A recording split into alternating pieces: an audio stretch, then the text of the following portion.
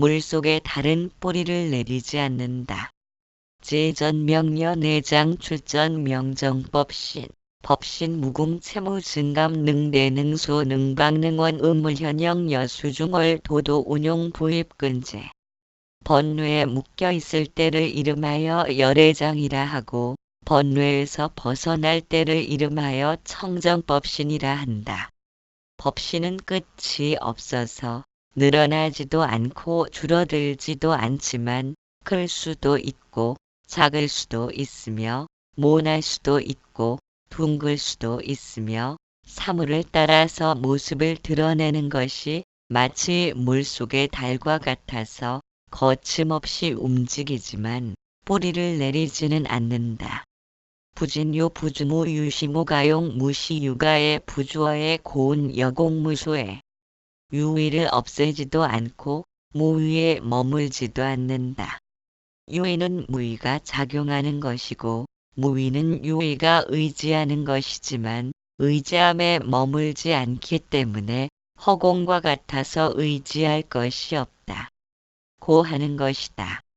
심생멸의 심여의 심여자 비여명경조상 경어심상제법 약심취법섭의 인연시 생멸의 부취제법 시여에 심생멸이란 뜻도 있고 심진여란 뜻도 있다. 심진여란 비유하면 밝은 거울이 모습을 비추는 것과 같다. 거울은 마음에 해당하고 모습은 모든 법에 해당한다. 만약 마음이 법을 취하면 바깥 인연과 교섭하게 되니 이것이 바로 심생멸의 뜻이며 어떤 법도 취하지 않으면 바로 심진여의 뜻이다. 열애장이란 지수화풍공 견식의 7대 요소를 의미한다. 이것이 모든 생명체와 삼라만상을 이루고 있다. 열애장에는 공도 포함되어 있으므로 허공도 열애장의 한 부분으로 존재한다.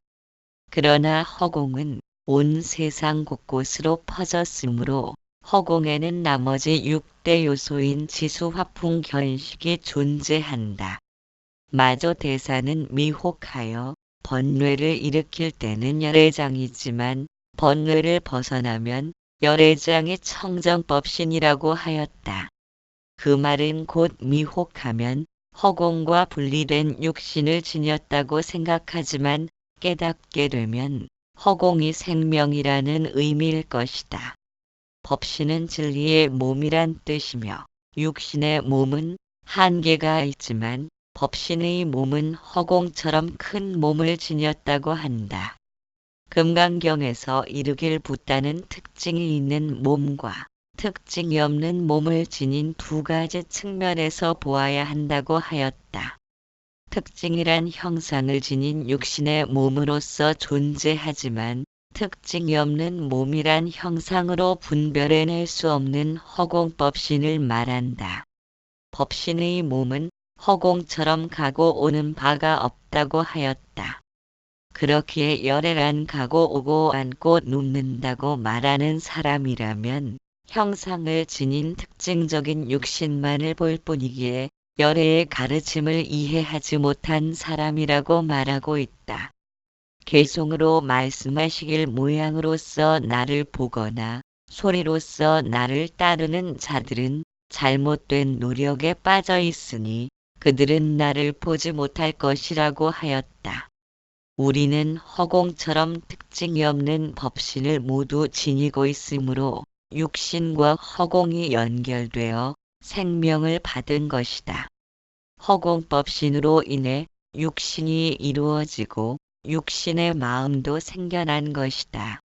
황벽 스님은 절심법료에서 이르길 법신이 허공 중에 퍼져 있다고 하면 사람들은 허공에서 법신을 보려고 하늘을 쳐다볼 것이다. 그러나 허공에 법신이 퍼져 있는 것이 아니라 허공이 바로 법신이라고 하였다. 마저 대사는 이르길 유의를 없애지도 않고 무위에 머물지도 않는다고 하였다. 법신은 텅 빈 허공이면서도 열애장을 포함하기에 유위인 구름이 허공에서 생멸하듯 일체의 삼라만상도 생멸하고 있다. 그렇기에 허공은 무위이면서도 유위를 일으킨다. 무위 속에 열애장인 유위를 품고 있는 까닭이다. 따라서 유위에 해당하는 구름이나 삼라만상은 허공인 무위의 작용으로 나타난 것이다. 또한 무위는 유위가 의지한다는 것이란 구름이나 삼라만상이 무위인 허공을 의지하여 생멸을 거듭하고 있으므로 소멸하면 흔적 없이 허공으로 돌아가는 것이다.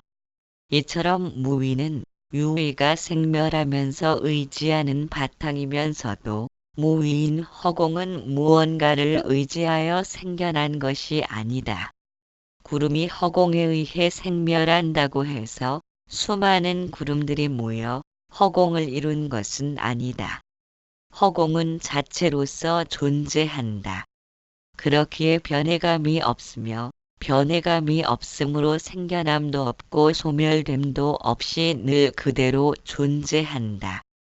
이것이 절대적 세계이다. 속이 빈 갈대처럼 무위와 유위를 함께 하면서도 둘로 나눌 수도 없고 하나로 합칠 수도 없다. 유위란 구름처럼 형상을 지녔으며 생멸하는 속성을 지니고 있다. 반면에 무위란 행하는 바가 없기에 의도를 일으키지 않는다. 허공처럼 형상을 짓지 않으므로 생멸 변화가 없는 것이다. 모든 삼라만상은 유위로서 존재하므로 허공 법신에 의하여 모습을 드러낸 것이다. 허공은 생멸함이 없으며 항상 변함없이 한결같다. 그것은 여러 인연을 의지하여 생겨난 것이 아니기에 독립적인 개체로서 스스로 존재한다. 마조 대사가 말씀한 바와 같이 의지함에 머물지 않기 때문에 허공과 같아서 의지할 것이 없다. 고 하는 것은 본성의 마음을 가리킨 것이다. 마음이 생겨날 수 있는 것은 허공처럼 스스로 존재하는 본성의 마음이 있기 때문이다. 그와 같은 본성의 마음은 의지함에 머물지 않는다. 허공처럼 스스로 존재하는 까닭이다. 유위인 생멸심은 구름과 같으며 무위인 본성의 마음은 허공에 해당된다. 그렇게 유일한 무위가 있음으로 드러나며 무위가 유위로서 모습을 나타낸 것이다. 또한 무위란 유위가 의지하는 것이지만 무위는 어디에도 의지함이 없이 존재하므로 유위에 의해서 물드는 바가 없다. 그런 까닭의 무위와 유위는 영원히 하나로 합칠 수가 없다. 그러면서도 둘 아님으로 존재한다. 표현상으로는 조금 이해가 어렵지만 예를 들면 영화 스크린에 움직이는 영상들이 스쳐가도 스크린을 물들이지 못한다. 스크린은 영상과 함께 하지만 스크린에서 영상만을 떼어놓을 수는 없다. 이것이 물 위에 뜬 달그림자와 같다고 말씀한 것이다. 그렇게 강물에서 달그림자만을 떨쳐낼 수 없는 것이 무 위에서 유위만을 없애지도 못하는 것이다. 또한 달그림자가 물 위에 머물지도 못한다. 이것이 유위는 무 위에 머물 수도 없다는 의미이다. 이것이 절대관념의 세계이다.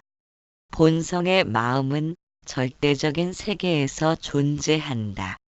우리가 무위라 하고 유위라 구분하는 것은 언어적 개념을 행하는 것이다. 이처럼 상대적인 세계로는 절대적인 세계를 헤아리지 못한다. 언어가 닿을 수 없는 까닭이다. 언어는 이것과 저것의 분명한 경계를 지녀야 한다. 그렇게 마음을 닦는 것이 언어가 내면을 흘러다니면 그것은 이미 본질과 어긋난 것이다. 무위와 동떨어진 유위로서 무위로 다가서려는 까닭이다. 공안과 화두 역시도 언어 문자로 정답을 찾으려 한다면 머리가 굴러가는 순간 멀어지게 된다. 마음을 닦는다는 것은 언어로 파악하려는 습성이 떨어져 내려야 한다.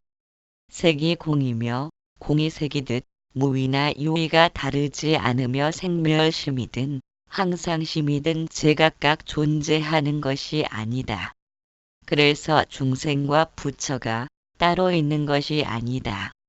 중생이 곧 부처이며 번뇌가 지혜이다. 이것을 통달해야 번뇌에서 벗어난 청정법신이라고 마조대사는 말하고 있다. 구름을 통해 허공을 본 까닭이리라. 생멸심과 항상심이 다른 것으로 알아서 참된 내 마음을 찾고자 한다면 구름을 걷어내고 허공을 보려는 것이다. 그와 같은 경계를 마조대사는 열의 될 씨앗으로 존재하므로 번뇌에 묶여있는 열의 장이라고 하였다. 우리는 생멸심이 곧 항상심인 허공법신의 존재임에도 불구하고 개별적인 아상을 고집함으로 인하여 무명의 늪으로 빠진 것이다. 생멸심과 항상심을 동떨어진 개념으로 이해하기 때문이다. 번뇌에 묶인 열의 장이든 번뇌에서 벗어난 청정법신의 차이는 번뇌라는 물건이 정말로 있어서 묶이고 벗어나는 것이 아니다. 지금 내 몸과 마음이 그대로 청정법신임을 믿지 못하는 까닭에 열의 장이 되고 몸과 마음이 그대로 청정법신임을 안다면 구름을 통해 허공을 본 것이다. 그래서 청정법신을 찾아온 세상을 헤맨다면 찾고 구하는 마음이 붙어있는 그날까지 열의 장일 수밖에 없다. 마조대사가 말씀한 바와 같이 심생멸 심생멸과 심진여 란 거울이 물상을 비출 때 거울은 마음에 비유되고 물상은 대상물에 비유된다. 여기에서 마음으로 대상을 취한다면 바깥 인연과 교섭함으로 좋고 나쁨을 비교하면서 취사 선택의 의도를 지니게 된다.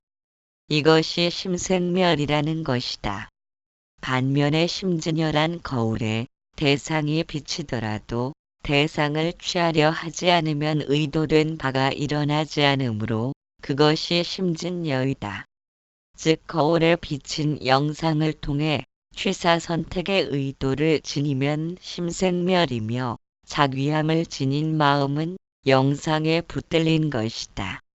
그러나 본성의 마음은 대상을 비추기만 할 뿐 의도된 바를 지니지 않는다.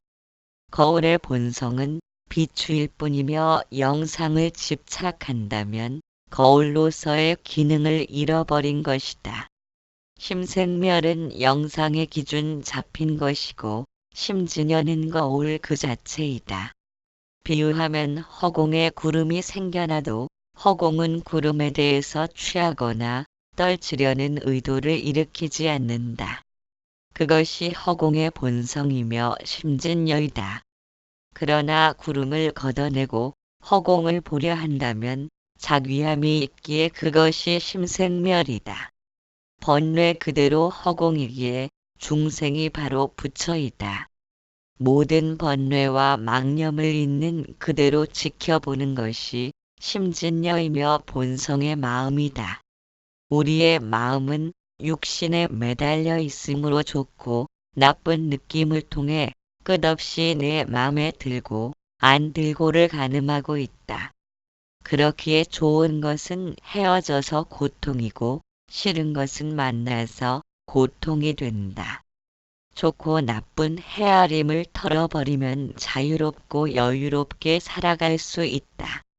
그런데도 좋고 나쁜 헤아림을 떨쳐내기가 만만치 않다. 그러한 원인은 언어에 의해서 내면이 물든 탓이다. 무엇이든 언어로 인식하면서 받아들이는 것이 습관처럼 되었기 때문이다. 언어는 무엇이든 이것과 저것으로 나누어 놓는 상대적 관념이다. 마음을 다스리는 것도 이 마음과 저 마음을 나누면서 시작되기에 마음을 다스리는 일이 생각처럼 쉽지 않다. 언어가 중간에서 회방을 놓기 때문이다. 또한 마음을 실체로서 인정하지 말아야 한다고 생각해도 다시 마음의 그물에 걸려든다. 인정하지 않으려는 생각의 모양을 짓기 때문이다. 이처럼 마음은 교묘하게 우리를 얽어매면서 혼란스럽게 만들고 있다. 마음의 덫에 걸리지 않는 것은 마음이란 거울처럼 단지 비추기만 하는 물건임을 이해하면 된다. 그러나 비추기만 해도 과거가 득달같이 달라붙는다. 언어가 불러들이는 것이다. 따라서 과거를 떠올리거나 미래를 상상하려는 것을 허락하면 안 된다. 마음을 다스리고자 한다면 그 방법 외에는 존재하지 않는다. 즉 철저히 지금 이 순간을 사는 것이다. 언어가 달라붙지 않아야 좋고 나쁨의 비교를 가늠하지 않을 텐데 이미 내면은 언어로 중독된 상태라 마음과 다투려는 것은 신발 위를 긁는 것과 같다. 마음을 얽어매고 나면 얽어맨 만큼 반대쪽을 향해 튀어오른다. 그것이 마음의 습성이다. 이와 같은 생과 멸을 통해 마음은 살아 있는 듯 움직이고 있다. 마음의 습성을 차분히 분석하고 관찰해야만 무의미한 싸움을 멀리하고 핵심을 놓치지 않는다. 뱀을 잡는 것도 물지 못하도록 입가를 움켜쥐어야 하듯 마음도 섣불리 다스리고자 한다면 낭패를 당하기 십상이다. 마음이 허망한 속성이라고 하지만 저장 창고를 지닌 까닭에 우리는 마음의 영향력으로부터 자유롭지 못하다. 한 번이라도 접한 사물의 기억은 잠재의식에 각인되기 때문이다. 이와 같은 기능 때문에 우리는 보고 듣고 맛보면서 내면이 훈습되어진다. 그래서 자신이 가장 많이 보고 듣는 것이 무엇인가를 살피면 삶이 그 방향으로 향하고 있음을 발견할 수 있다. 훈습된 마음이 그쪽으로 삶을 몰아가는 것이다. 이처럼 보고 들음을 따라 습관을 만들면서 고정된 생각의 길을 따라 육신이 움직이기에 일체 유심조라는 말이 등장한 것이다. 우리는 스스로 일으킨 마음의 길을 따라 주변 환경을 조성하고 있다. 마음이 있으므로 갈등과 혼란을 겪고 그것은 다시 고통으로 연결된다. 마음을 주의 깊게 관찰하면 항상 같은 패턴을 지니고 움직이고 있음을 발견하게 된다. 보고 듣고 맛보면서 과거의 경험과 비교하면서 좋고 나쁜 느낌을 따라 취사 선택의 의도를 일으키는 것이다. 그것은 마음이 과거에 기준 잡힌 일정한 방향성을 지녔다는 의미이다. 마음을 다스리고자 해도 일정한 마음의 패턴을 따라 움직이면 결국 이것을 버리고 저것을 취하려는 마음의 습성을 쫓아다니는 꼴이다. 마음이 나타나는 시작점은 보고 듣고 맛보고 감촉을 느끼는 것부터 시작된다. 가장 쉽고 편한 방법은 근원을 차단하는 것이지만 계속적인 행위를 통해 훈습된 마음은 보고 듣지 않아도 기억으로 떠올라온다. 그렇기 때문에 있는 그대로 보는 것에 익숙해져야 한다. 그것은 지금 이 순간에 초점을 맞추고 있으므로 과거의 기억을 불러들이며 좋고 나쁨을 따라 아상 중심을 행하려는 의도가 줄어든다. 마음을 다루기 힘든 것은 이처럼 직접 보고 듣지 않아도 과거의 기억을 통해 감각을 자극하기 때문이다. 따라서 마음이 과거와 미래로 움직인다는 것은 취사 선택의 의도를 일으키기 때문에 고통으로 연결되는 것이다. 만일 과거의 기억이 사라진다면 백지 상태일 것이다. 있는 그대로 본다는 것은 기억의 백지 상태가 아니라 엉뚱하게 생각에 덧칠을 하고 있는 아상의 개입을 물리치는 것이다. 그와 같은 아상을 통해서 과거의 기억을 일으키게 된다. 아상 중심을 벗어나지 못하는 것은 과거를 통해 미래를 짐작하는 때문이다. 그러나 과거는 이미 지나갔고 미래는 아직 오지 않았다. 우리에게 필요한 것은 지금 현재이다. 초점이 지금 현재를 향하고 있다면 마음은 과거와 미래로 넘나들지 못함을 알 수 있다. 지금 현재 하는 것은 실존인 까닭이다. 과거의 존재인 아상의 마음이 실존을 비집고 들어오려면 쉽지 않다. 이렇게든 저렇게든 변화하고 싶어 흔들리는 마음을 주인으로 알고 살았기에 목마름의 노예처럼 변한 것이다. 그런 갈증으로 인하여 타인은 단지 나를 위한 존재에 불과하다. 과거를 끄집어 오는 것도 아상이 행하는 것이다. 그렇기에 지켜봄을 통해 아상의 움직임을 낱낱이 파악되어야 한다. 그것이 과거로 달려가지 못하도록 마음을 제어하는 것이다. 나라는 벽이 허물어질 때 얼마나 오랜 시간을 어둠 속을 헤매면서 걱정과 근심의 삶을 살았는지 알 수 있다. 무의식적으로 방향 잡힌 나라는 목적을 이해하기 위해서는 내가 없다는 사실을 깨달아야 한다. 세상의 모든 것들을 부정하기 위해서가 아니라 내가 나인데도 굳이 나라는 아상을 세우고 있는 것은 그만치 나에 대한 신뢰가 부족한 때문이기도 하다. 아상이 있음으로 해서 나와 세상과의 벽이 만들어진다.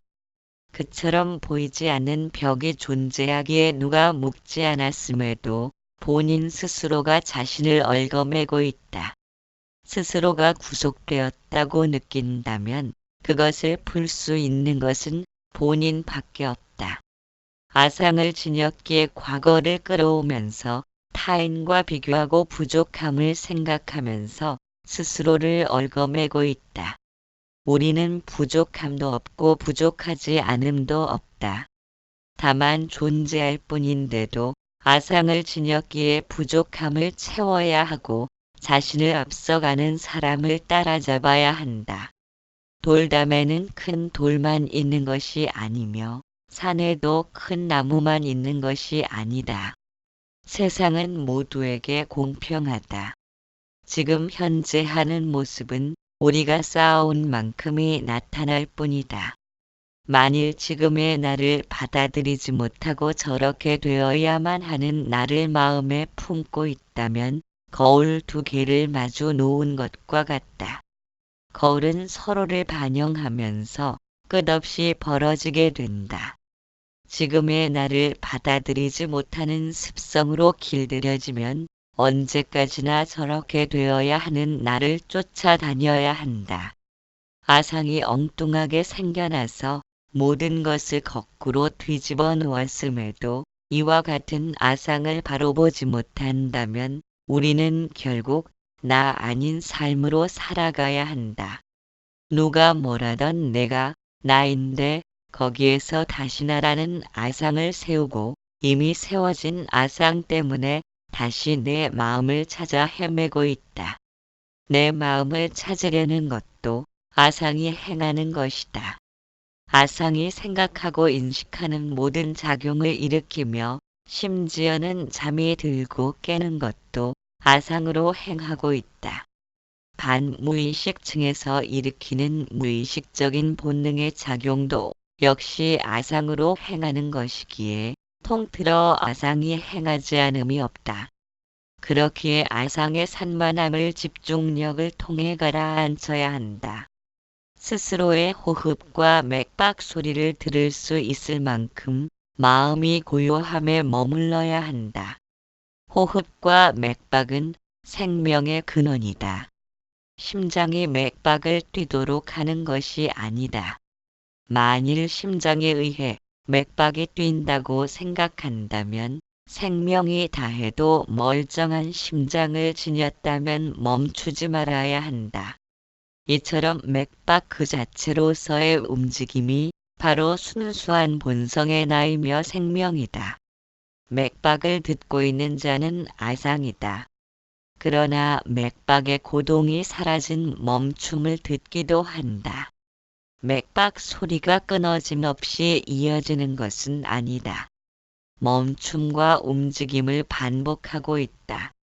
소리를 듣는 것은 아상이라고 하지만 소리가 멈추어진 상태 또한 듣고 있다. 그와 같이 소리 없음을 듣는 것은 소리가 있건 없건 항상 깨어있다는 의미이다. 그처럼 항상 깨어있는 성품은 본성의 마음이며 끊어짐 없이 생명 에너지를 내뿜고 있다. 맥박의 움직임과 멈춤을 전부 듣고 있다는 것은 아상과 본성의 마음이 서로 떨어질 수 없는 불가분의 관계로 존재하기 때문이다. 우리가 아상만을 위주로 염두에 두었기에 좋고 나쁨을 따라 움직이지만 아상과 본성의 마음이 항상 같이 움직인다는 사실을 이해한다면 밖으로 향하던 초점이 내면에 머물게 된다. 맥박을 듣는 자는 사라지고 맥박이 곧 듣는 자가 된다. 맥박과 듣는 자가 제각각 존재하는 것은 맥박의 소리만을 따라 움직일 때이고 맥박의 멈춤까지 듣고 있다면 제각각 존재한다고 말할 수 없다.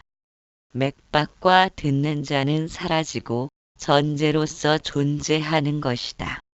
온 우주는 맥박으로 고동친다. 생명체마다 제각각 맥박의 고동이 서로 다르게 움직인다고 생각하지만 하나의 고동을 받아들여 생명체 모두의 맥박이 함께 뛰는 것이다. 왜냐하면 모든 생명은 전체로서 존재하는 까닭이다.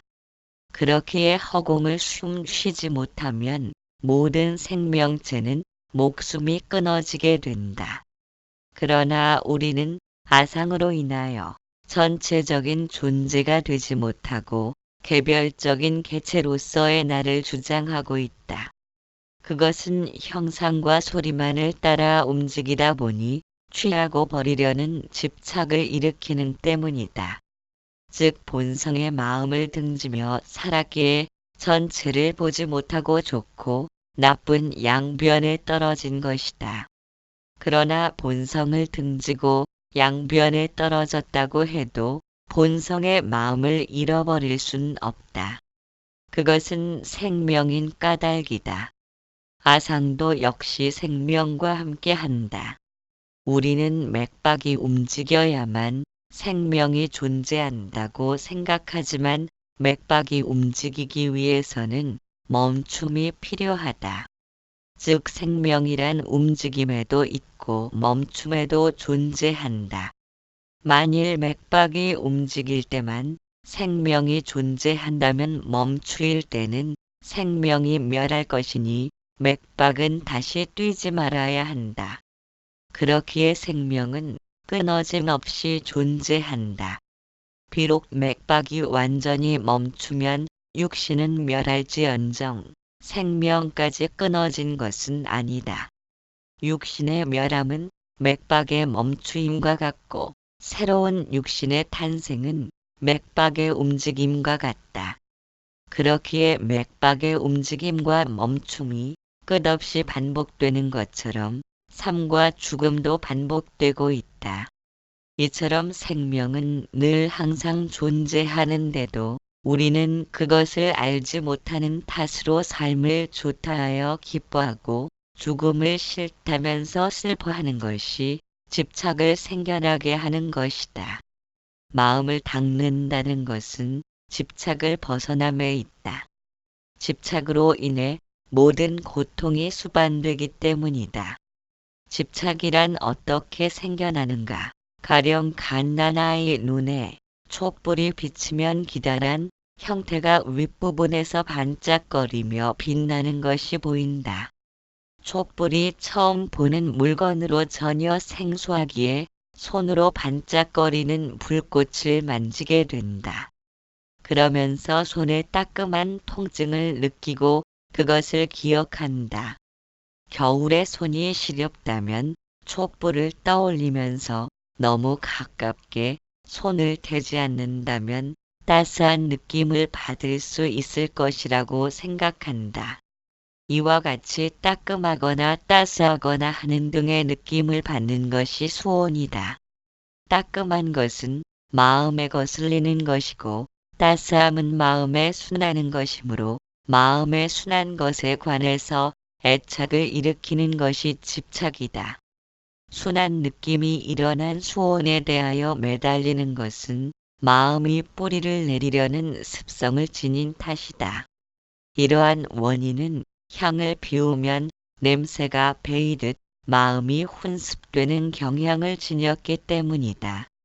아무리 오래전에 본 영화라도 그것을 다시 보게 되면 기억이 되살아난다. 평소에는 전혀 기억해낼 수 없었지만 이처럼 한 번 경험된 일들은 흔적 없이 사라지지는 않는다. 팔식이라는 무의식층에 차곡차곡 저장되기 때문이다. 그래서 인간은 걸어다니는 과거의 창고라는 말이 있을 정도로 과거의 영향으로부터 자유롭지 못하다. 보고 듣고 맛보고 헤아린 것들로 인하여 마음이 훈습되기에 안 좋은 기억과 슬픔, 분노 등의 부정적인 감정으로부터 벗어나고 싶어 한다. 그러나 훌훌 털어버리기가 쉽지 않다 보니 마음을 다스리고 정복하고 싶어 하는 것은 인류의 공통된 바람일 것이다. 마음의 영향력에서 벗어나기를 꿈꾸지만 참으로 쉽지 않은 문제임에 틀림없다. 만일 마음이 물드는 경향이 없다면 인간은 참으로 많은 자유를 누리면서 살아갈 것이다. 욕망과 분노라는 마음의 거품으로부터 자유로울 수 있기 때문이다. 욕망과 분노가 내면에 자리 잡게 된 것은 마음이 훈습되는 경향으로 인하여 집착을 보이는 탓이다.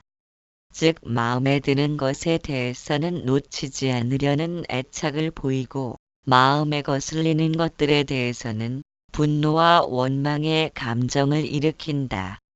이러한 원인이 좋으면 취하려 하고 나쁘면 거부하려 들기 때문이다. 이것은 감각기관이 바깥 대상을 접하면서 받아들인 느낌에 의하여 마음이 욕심과 분노로 물들고 있다는 의미이다. 따라서 마음이 훈습됨으로 집착이 나타난 것이다. 그렇기에 집착이 문제를 일으킨다는 것을 알면서 마음을 비우고 싶지만 쉬운 노릇이 아니다 보니 내 마음이면서도 마음을 적대시하고 있다. 마음이 한 번 받아들인 것에 대해서는 훈습되는 탓으로 좋은 느낌에 대하여 놓지 못하게 된다. 그러므로 집착이 생겨나고 집착은 다시 고통으로 연결되고 있다. 집착은 욕망과 분노의 불길로 타오르는 까닭이다. 집착으로 인하여 욕망과 분노로 인한 고통이 생겨남을 알지만 또 다른 문제란 고통을 받아들이지 못한다는 것이다. 이와 같이 집착으로 인하여 고통을 일으키면서도 고통을 거부하려는 집착을 지녔기에 인간은 점점 더 깊은 고통의 늪으로 빠져들게 된다. 그래서 인간을 무명의 존재라고 부르는 것이다. 인간이 무명의 존재가 된 것은 훈습되는 경향을 지닌 마음으로 인하여 집착을 일으키는 탓이다. 어찌 생각하면 집착 없는 마음을 이루는 것이 수행의 목적이라 해도 과언은 아니다. 그렇기에 항상심을 깨닫지 못하면 집착 없는 마음을 이루기란 강 건너 불구경인지도 모른다. 왜냐하면 생멸심이란 이중성을 지닌 마음과 다르지 않기 때문이다. 마음이 이중성을 지닌 것이 아니라 이중성이 바로 마음이다. 이중성이란 보고 듣고 맛본 것들에 대하여 좋고 나쁜 양변으로 편 갈라놓으려는 헤아림이 마음인 까닭이다. 그렇기에 생멸의 마음을 통해서는 집착을 떨치기가 하늘의 별을 따는 것보다 힘들다. 어디에도 물들지 않는 항상심이 본래 내 마음이라는 사실을 발견하지 못하면 탐욕과 분노에 물든 마음으로부터 결코 자유로울 수 없다. 항상심은 본래부터 텅 비어 있으므로 물들고 자시고 할 것도 없으며 무심한 마음이라고 이름 붙일 자리도 없다. 온통 허공처럼 텅 빔과 공함으로 존재하기 때문이다. 14. 둘이